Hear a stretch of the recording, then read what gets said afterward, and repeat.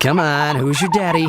You are. So there's a little rumor floating around right now that Seth Rogen is set to write and produce an R-rated animated Venom film. Now, I know some of you guys freak out when you hear the two names Seth and Rogen put together, and, I don't blame you. He's responsible for some not-so-great things, especially in adult animation. But on the comic book side of things, he's kind of our guy. I mean, you gotta think about it. In the past couple years, he's been behind some giant projects, like The Boys, Invincible, and most recently, TMNT Mutant Mayhem. 3 projects that I am very fond of and that I enjoyed very much. So when I'm thinking about those things, I get a little bit more excited when I hear that he's behind some new animated superhero content. I remember seeing an article like a couple weeks ago about this rumored R-rated animated Spider-Man movie, and my first thought process was an R-rated movie following Peter B. Parker while he tries to get his life back on track before the events of Spider-Man Across the Spider-Verse would have been fucking awesome. I've been thinking ever since Into the Spider-Verse came out that a Jake Johnson's Spider-Man would be perfect for an R-rated animated film, or like TV show. But now the rumors are suggesting that it's a Venom film in production. So let's just backtrack a little bit. Seth Rogen, R-rating, animated Venom. Yeah, I'm absolutely on board for this. No questions asked. You can get me in this theater 1,000 times. I will fucking watch this movie. And that's just me saying that knowing that it's happening. When a first trailer drops, I'm probably gonna be flipping the fuck out. Venom's a character that looks pretty cool in live action, but when it comes to animation, I feel like the possibilities are endless. The character has a lot of personality, and I think that's something that could be captured really well in animation, especially if it looked like the animation of the Spider-Verse movies.